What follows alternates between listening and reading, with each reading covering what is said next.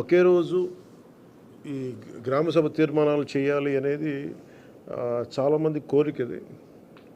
పంచాయతీరాజ్ వ్యవస్థలో గ్రామ పంచాయతీల నుండి జిల్లా పరిషత్ వరకు పటిష్టంగా ఉన్నప్పుడే నిజంగా మనం అనుకున్న అభివృద్ధి సాధించగలుగుతాం.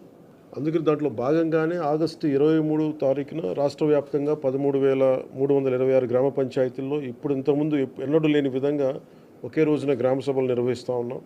ఈ గ్రామ సభల్లో ఉపాధి హామీ పథకంలో ప్రతి కూలీ కుటుంబం సంవత్సరంలో 100 రోజులు పనిచేసే విధంగా అవగాహన కల్పించాలి. కూలీలకి ఉన్న హక్కులను తెలియజేయాలి. రైతులకు ఉపాధి హామీ పథకాన్ని సద్వినియోగం చేసుకోవడానికి సంబంధించిన పనుల వివరాలను గ్రామ సభల్లో ప్రతి ఒక్కరికి అర్థమయ్యే విధంగా తెలియజేయాలి. ఇకపైన ఉపాధి హామీ పథకాన్ని సమర్థవంతంగా అమలు చేయడానికి మనందరం కలిసి